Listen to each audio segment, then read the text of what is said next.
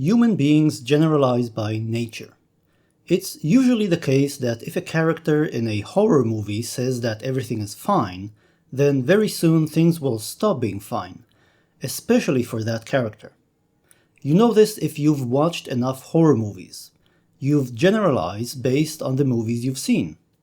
Similarly, music theory is just a sophisticated name for a set of generalizations that musicians as a community have made by listening to a lot of music. Today we're going to discuss an aspect of music theory known as diatonic or functional harmony. This aspect of theory talks about common ways in which chord progressions are put together in jazz and Western music in general. It's deceptively simple and incredibly versatile. Put simply, if you do not understand functional harmony, you cannot and will not understand jazz. Now, it's a lot simpler than it sounds, and I'll walk you through it. Let's start out by picking any major scale. For simplicity, I'm going to pick the C major scale. As we've seen in Lesson 3, the notes of the C major scale are C, D, E, F, G, A, B, and C. These are labeled consecutively by numbers, called their degrees. 1, 2, 3, 4, 5, 6, 7, and 8, which is 1 again.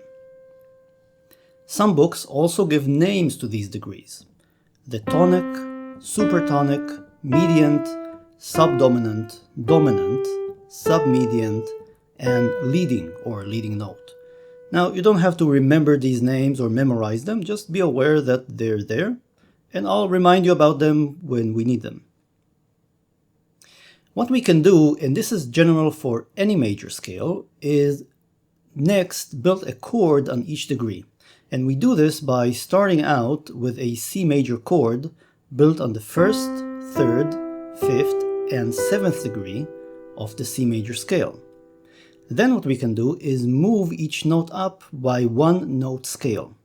So a C becomes a D, an E becomes an F, the G becomes an A, and the B becomes a C.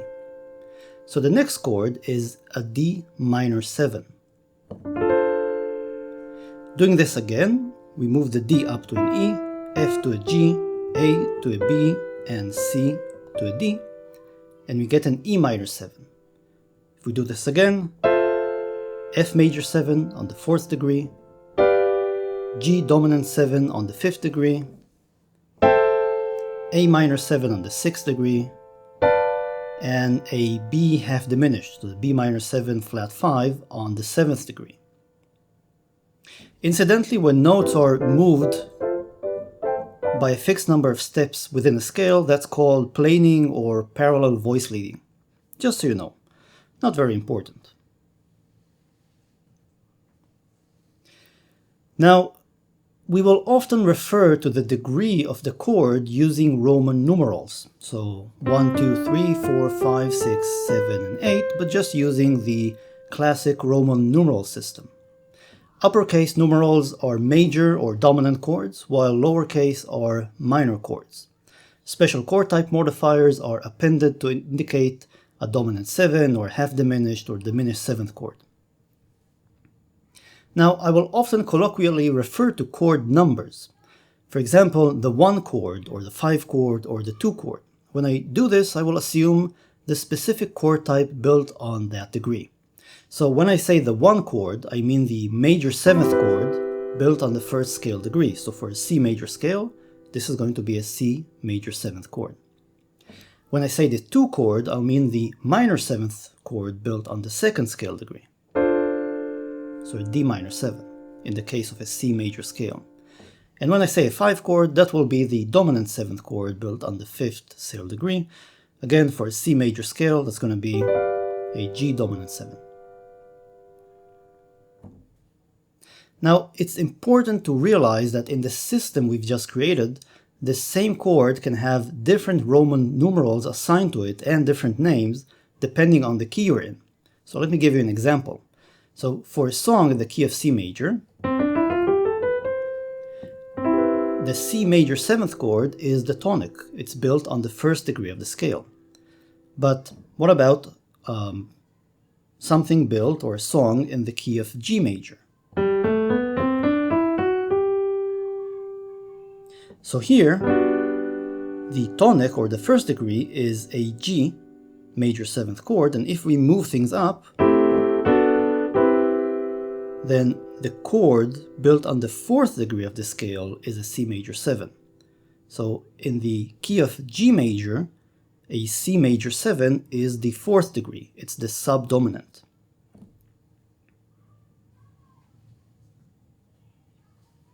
Okay, so this puts down or defines the system of notation that we'll be using.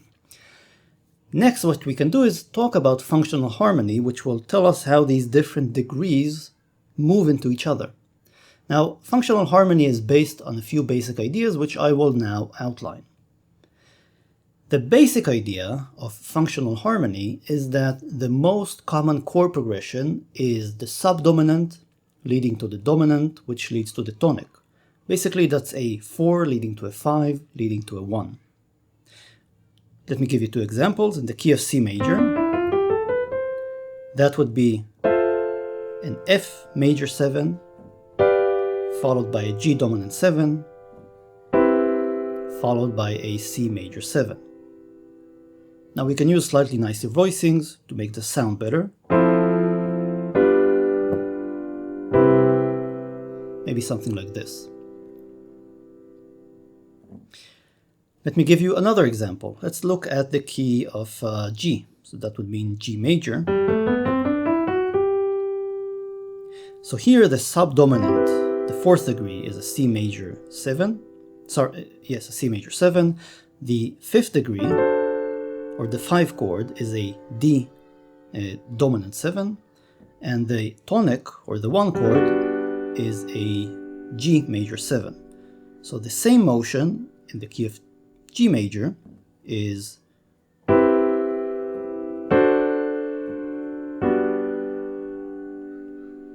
and again, using inversions, this can be made to sound much nicer.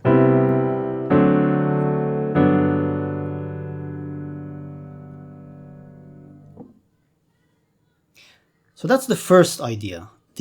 Basically, the most important or basic motion is a 4-5-1. The second idea of functional harmony is that other degrees on the scale play a functional role of either a subdominant, a dominant, or a tonic.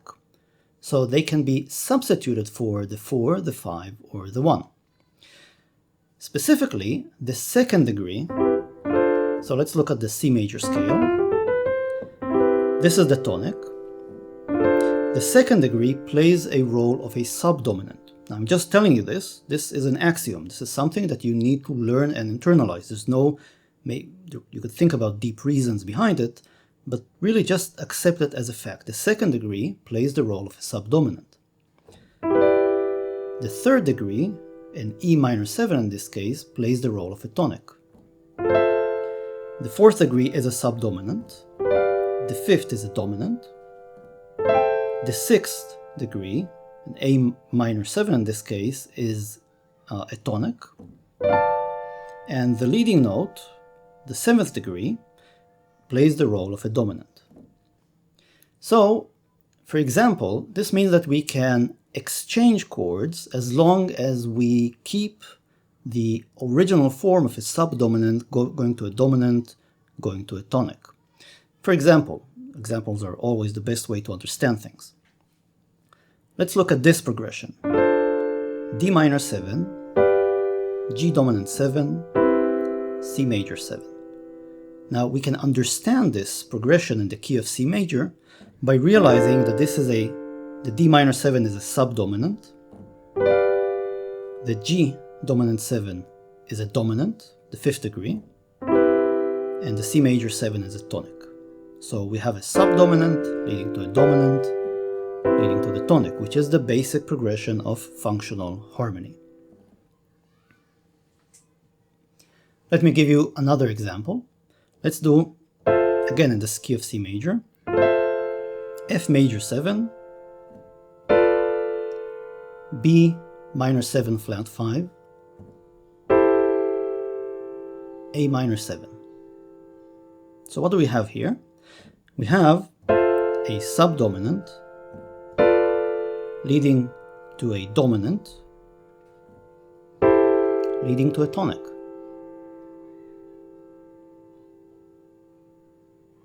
Now the idea that we can use different chords to play the same functional role, either a subdominant or dominant or tonic, is unsurprisingly called chord substitution.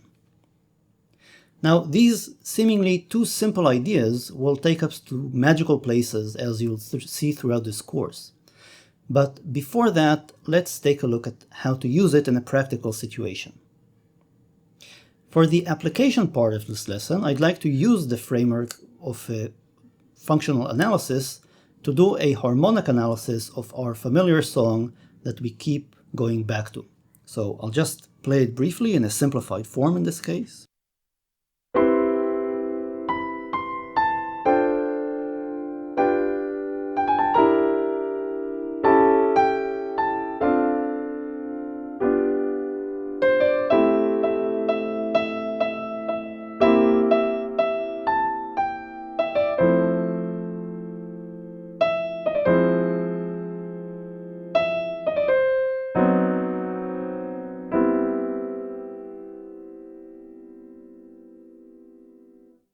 Now, by doing a harmonic analysis of the song, I mean identifying three things about each chord you encounter. What degree is it on the major scale? What the chord quality is, major, minor, diminished, or otherwise. And most importantly, what is the functional role it plays? And remember, there are only three possible answers here: subdominant, dominant, or tonic.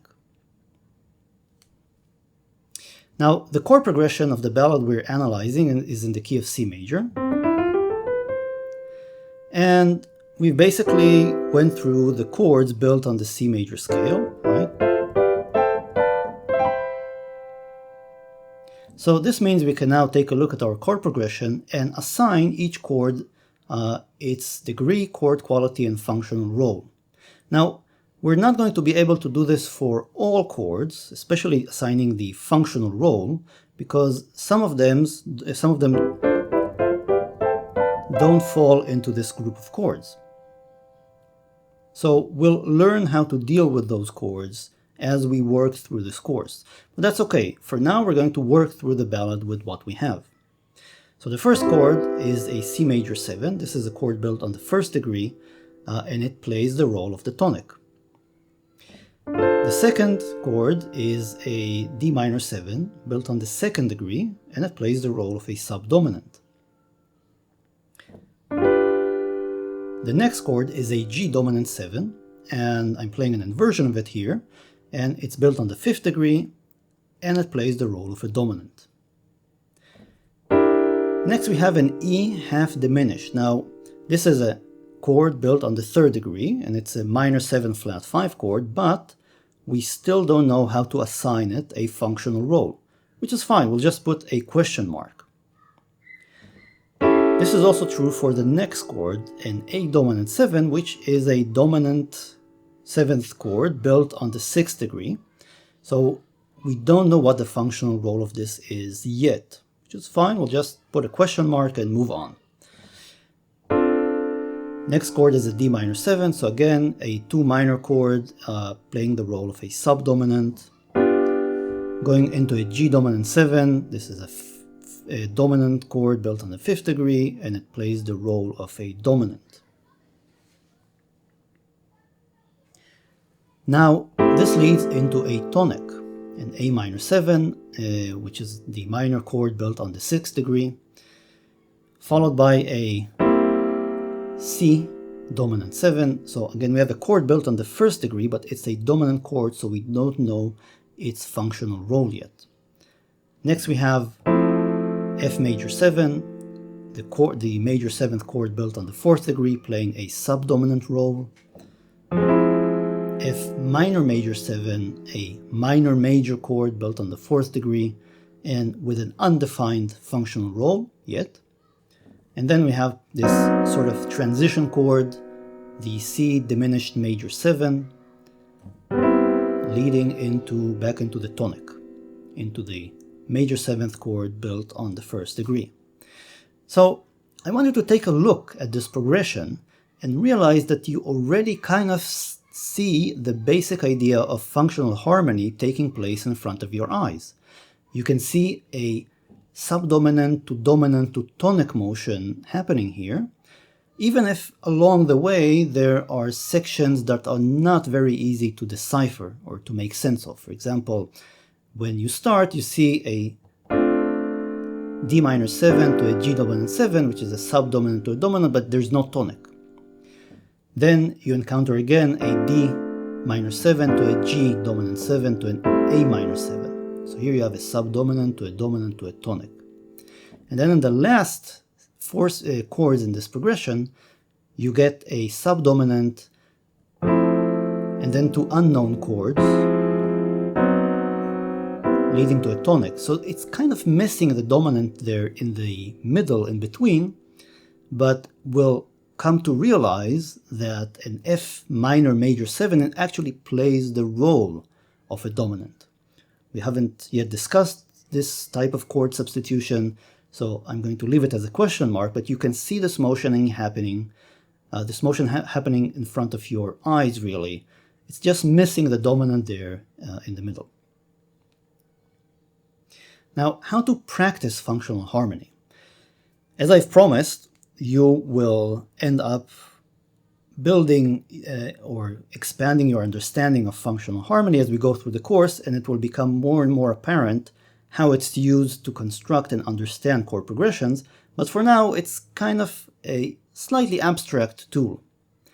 Now, it's kind of difficult to practice it, and the best way to practice it really is to pick random songs, figure out the key they're in, and then carry out the functional analysis as we've done above. You can use any song, not just jazz songs. You can pick Radiohead songs, Queen songs, Beatles songs, pretty much anything you want.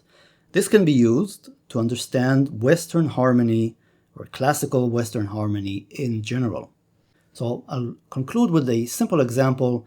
Let's look at a classic jazz standards, Pennies from Heaven. This is a classic standard in the key of F major, written by Arthur Johnston and Johnny Burke, made popular by Billie Holiday in 1936. So it kind of sounds like this. I'm not going to do the entire kind of song, but just walk you through the initial part.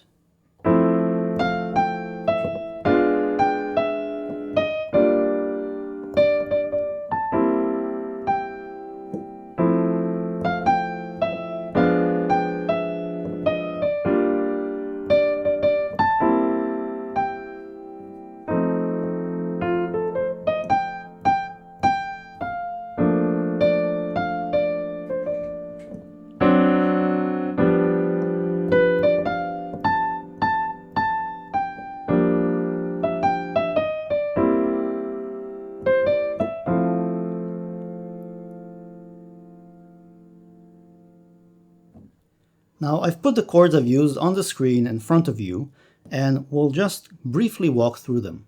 This is a song in the key of F major,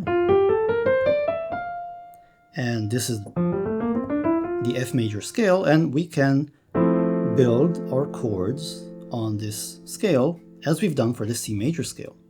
So they're going to be an F major 7, G minor 7, A minor 7, B flat major 7, C dominant 7, D minor 7, E half diminished, and F major 7. Now looking at the progressions or the chords in our progression, we can immediately try to identify chords within this progression that fall within the set of 7 chords. For example, the first chord is an F major 7, so it's a tonic. The second chord is an A flat diminished 7, and this again is a question mark. It's not in this collection of 7th chords, so we're going to put a question mark. But then we have a G minor 7, which is a minor 7th chord built on the 2nd degree and plays the role of a subdominant. going to a C dominant 7, which is a dominant chord built on the 5th degree, playing the degree of the dominant. So you can now see, and this resolves to an F major 7, again to the tonic, so you can see this subdominant to dominant to tonic motion happening throughout the song.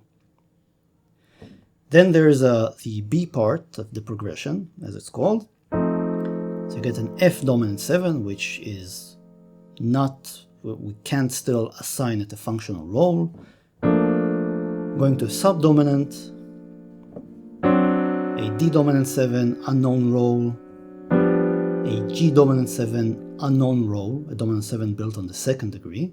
But then you see, again, this being followed by a G minor 7 to a C dominant 7 to an F major 7. So although there are some chords in between this progression that we still don't know how to analyze or understand, we can actually kind of make sense of what we're seeing. We're seeing sets of subdominant to dominant to tonic progressions, which is the basic progression built into functional harmony and Western music in general. That's it. I hope you've learned something interesting, and I'll see you next time.